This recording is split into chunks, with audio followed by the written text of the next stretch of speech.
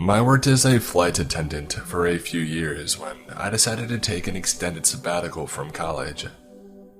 There were a handful of bad situations that I'd encountered, but one in particular still makes my skin crawl more than any other.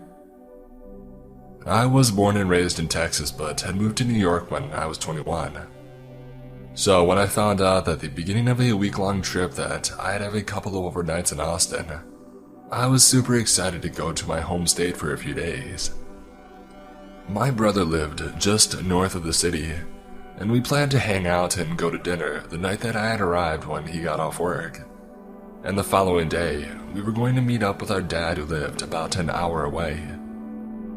So I get to the hotel downtown, the crew and I check in, and then we each head off to our own rooms.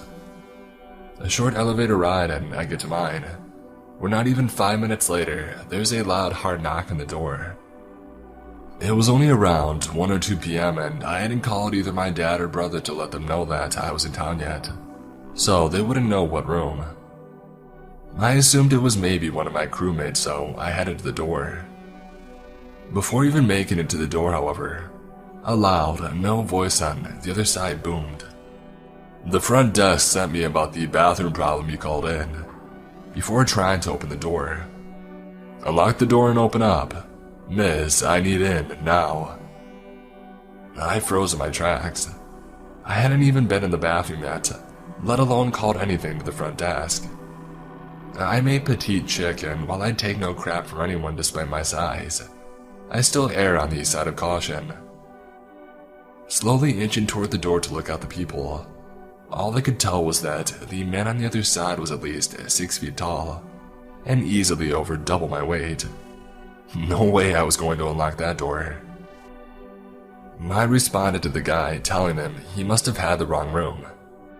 He continued pounding on the door while constantly turning the handle, telling me no, he needed in, and he was getting in the room one way or another. I panicked but thankfully had the sense to grab the phone and call the front desk. The concierge confirmed that they had neither sent anyone up to my room, nor had they received a call about the bathroom. The entire time this guy was still determined to get in my room, pounding and yelling. Lucky for me, the front desk had dispatched security to my floor. When the security officers stepped off the elevator a few seconds later, I could hear them in the hall approach and ask the guy who he was, what he was doing, and telling him that he needed to leave the hotel. He immediately gets hostile and aggressive toward them, and the front desk clerk I'm still on the phone with tells me police have been called and that they're on their way. In the meantime, I'm trapped in my room, scared out of my mind. Long story short, the cops show up pretty quickly and manage to arrest the guy for trespassing and criminal menacing or something. I later found out that the guy was also wanted in connection to a string of break-ins in Austin. He had seen and stalked me from the minute that I had entered the hotel lobby.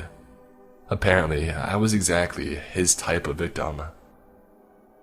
Nothing else happened after that, but it still rattled the heck out of me for the rest of my stay in that hotel. 2 years ago, my husband and I flew to LA for a weekend getaway. We stayed at a boutique hotel off of Sunset. It's more of a hipster type place. Not normally somewhere I would stay, but it was nice, clean, and had a good vibe. We met up with our friends who live in LA and went out for dinner and drinks. It was a late night and we came back to the hotel. I was exhausted and jet lagged. It was around 1:30 in the morning or something like that. My husband is a very deep sleeper. I'm an extremely light sleeper, except when I've had a bunch of drinks, which I had definitely consumed that night. So it was lights out for both of us very quickly. Around 3 a.m., I only know the time after everything has happened. I wake up suddenly and open my eyes. There's a light on in our room. The room had been totally dark when we went to bed. The light came from the doorway, which illuminated the silhouette of a man standing at the foot of the bed, just standing there staring. For a moment I'm speechless, confused and also slightly intoxicated. I haven't yet moved. My reaction is delayed, and then the stark fear and reality kick in. I gasp and say, "What the heck?" The man was wearing a red plaid shirt and had dark hair and a beard. I couldn't make out his features as my eyes were adjusting to waking up, and the lighting that illuminated him shadowed half of his face. The man says, "I need to speak with Drake." I know this may sound somewhat comical, but I assure you at the time it was terrifying. I scream, "Get the heck out!" which jolts my husband awake, who immediately sits up and sees a man at the foot of our bed. My husband is 6'5", which may not be evident given half his body is underneath the bedding, but either way, the man responds, "Oh, sorry, wrong room," and bolts out, slamming the door behind him. My husband jumps up and runs for the door, but I stop him from going outside into the hallway. Who knows if the man is waiting there trying to lure him out, or whether there are other men out there ready to pounce. I keep looking through the people, but don't see anything. At this point, we are both shocked and in disbelief and probably still drunk. We call down to the front desk. No one answers. We call repeatedly and still, no one answers. We contemplate what to do, and around 20 minutes later, we decide to get dressed and go down to the front desk. There is an employee at the front desk, and there's also a bar in the lobby. My husband walks around to see if he can spot the guy who was in our room, and as he's searching, I go up and start telling the guy behind the front desk what had happened. But as I begin the story, I burst into tears. I realize how shaken up I am. The employee gets the manager and he asks me what time the man came in the room and so on. But I don't know how long he was standing there until I woke up and saw him. I think he must have been there for a long time, just waiting for me to wake up. My husband also came back empty-handed. We got back up to the room, and the next day, the manager calls and says that there wasn't anything on the security cameras. I didn't believe him. He offers us one free night to the hotel as compensation, even though he claims he didn't see anything. We take the free night because what else is there to do? We just want to go about the rest of our mini vacation. Why was this man in our room? How did he have a working keycard? But the thought that I had the most trouble with, what would have happened if I hadn't woken up? Our door was locked, but clearly someone had a duplicate keycard. Here's what I've learned. If you don't already, always put the deadlock on your hotel room door.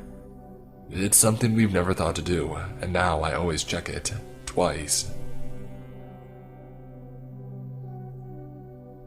This happened in the summer of 2010, when I was just entering my teenage years.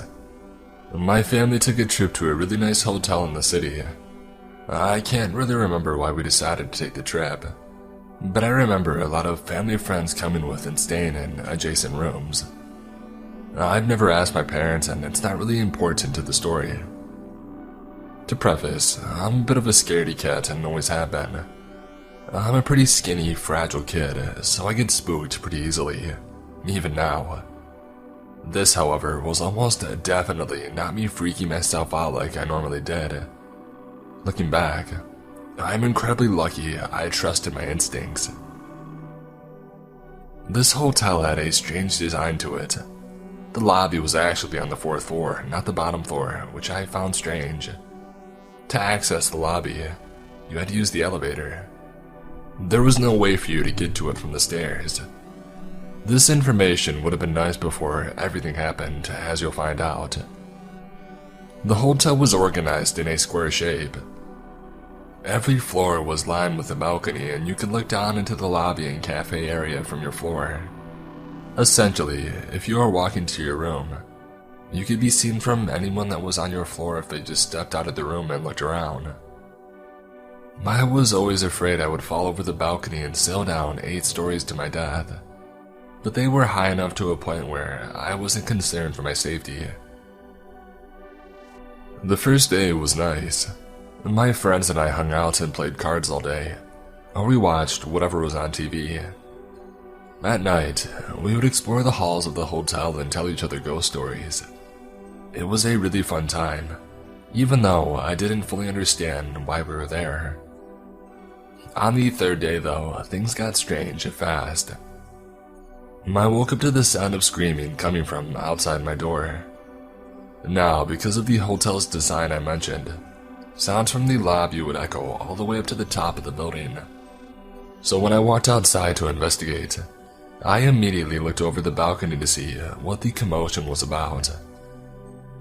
I saw a girl laying on the ground, eggs and milk splattered everywhere around her. And people were rushing to help her, and I heard a couple of people telling each other to call 911. It seemed like the girl was unconscious.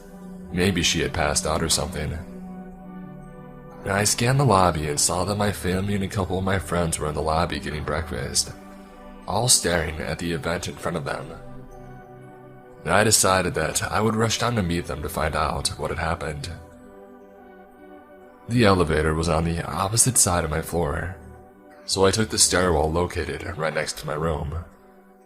We were on the 7th or 8th floor, so I knew I only had to take about 4 flights down. Not a big deal. I descended for a little while, looking for the number 4 on the wall or the letter L. I passed floor 5, ready to find a door to the lobby. I took about 2 more flights of steps before realizing that there hadn't been a door for the 4th floor, nor had there been a door for the 3rd or 2nd. Now at this point, I probably should have turned back, but I continued down because I was tired and I didn't want to climb back up. There were some weird side hallways that went into pitch black areas with a bunch of piping and wiring, and though I was curious to explore, I passed them by. I quickly hit the bottom floor, a dimly lit and cold room with cinder block walls and concrete flooring. In front of me was a set of double doors. I hesitated at first, but I assumed that this was just another way to get back to the lobby, so I opened them and entered. Behind the doors was a massive warehouse-type room, probably the size of a smaller basketball stadium. The only light coming in was from the stairwell behind me, so I wasn't really able to see much. The stairs were stacked and covered in plastic, tables lined the wall, and in the distance, I thought I could see boxes stacked and lined against the wall as well. It was probably the storage room of the hotel. I looked around and saw an elevator in the back of the room, so I made my way towards it. I closed the door to the stairwell and began to walk in the dim light. The room was super muggy and dusty, and it seemed like nobody had been down there for a long time. As I got closer to the elevator, I noticed it was a little bigger than the elevators in the lobby and other floors. I pressed the up button, but got no response. There was a card swiper next to the button. It must have been for employees only, I thought, and I turned back towards the stairwell doors, making my way past the chairs and tables along the wall. When I got to the door, I gave it a tug. Locked, of course. This is when things started to hit me, and I realized that I was stuck in the dark, dusty basement of a hotel. I didn't have a phone because my parents wouldn't let me get one until I graduated middle school, so I couldn't call anyone. Everyone likely assumed I was still asleep in the room, so I began freaking out, believing that nobody was going to look for me. I searched around the warehouse, looking for other ways out. Some areas of the place were better lit than others, so I looked around in areas that I could see first before starting on the darker side of the room. There was one other set of doors that I found, but it happened to be locked as well. I began to cry, scared that nobody would ever find me in this basement. I swear that it felt like hours, but I think only a handful of minutes passed before the door creaked open. It wasn't the door from the stairwell, rather the second door that I had found. A slim, middle-aged man in a lab coat came out of the doors. Now, if this was a 21-year-old me seeing this, I would be very confused as to why this guy was wearing a lab coat in a hotel.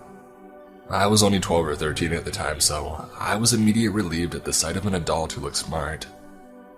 I approached him, tears in my eyes, and he immediately looked surprised to see me, as you would expect. "What are you doing down here?" he yelled.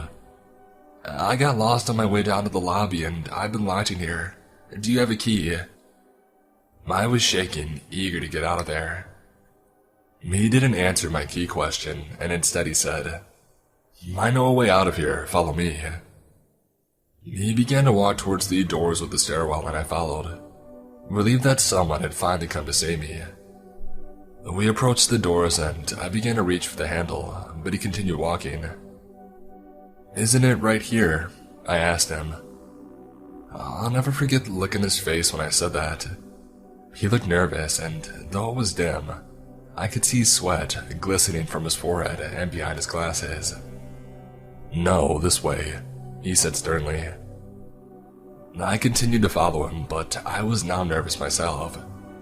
We had passed the door to the stairs and we were now headed towards a darker side of the basement, away from the elevators. He looked like he had no clue where he was leading me, as he kept checking around him, almost as if he was taking in his surroundings for the first time. We turned a corner and began walking towards the boxes, a dead end. I immediately froze, realizing that something was very, very wrong. This guy had no idea where he was going, nor did he appear to work at the hotel. I said, my voice shaking, Okay, where are we going? He turned and said, This way, just follow me. I knew that there were no doors by those boxes. I had checked there first after I had found out the stairwell door was locked. I wanted to thank whatever God is up there for gifting me with the idea that I had next. I started yelling as loud as I could. I yelled so loud that I gave myself a headache. The man, irritated and plugging his ears, began yelling back at me. What are you doing? Be quiet. I continued to yell. I don't even remember how long I was yelling. Finally, the man snapped and began quickly walking towards me. I went in a full sprint towards the stairwell doors, hoping to God they would somehow be magically open. He didn't run after me. He walked sternly behind me, muttering things like stupid and other kind of compliments. I was about 5 feet from the door when somebody burst through, my savior, a hotel janitor who had heard the screaming from the stairwell. He saw the situation, me and some random guy in a lab coat at a locked basement, and immediately told me to get behind him. The janitor asked me who the man was, and I said I had no idea, that he had come in through the door on the other side of the room, and I pointed to the door. The janitor quickly radioed into the desk that he had found a child in the basement, and quietly so that I wouldn't hear, he said, This man came from outside, get security, or something like that. The man in the lab coat started trying to argue with the janitor, claiming that he was simply looking for a bathroom. The janitor clearly wasn't buying it, and he kept saying things like, Wait till security gets here and talk to them about it. I was standing beside him the whole time, trying to take in what was happening, confused out of my mind. Eventually, an employee from the front desk arrived and took me back to the steps of the lobby, where I met with my family who surprisingly had no idea I was missing. I told them the story, crying and shaking, and they hugged me tightly, thanking the employee over and over again for their help. I never got to thank that janitor though. Looking back now, I have absolutely no clue what that man was doing in the basement. I don't have any information as to what happens afterwards or who he was. I know for a fact that the incident with the girl in the lobby was unrelated. Something about low blood sugar. Not sure. I've thought about that day a lot, and the only explanation I can put together is that the door that I had found in the basement lead to the streets of the city, where he must have wandered from. I have no clue what his intentions were, why he was wearing the lab coat, or why he chose to pretend to know a way out. To be frank, this could have just been a huge misunderstanding of some sort, and I just chose a really bad time to get lost. But all I know for sure is if I hadn't screamed my lungs out, I might not have been telling this story the same way, or at all. So, a strange man in a lab coat wandering around a dark, dusty hotel basement. Let's not meet.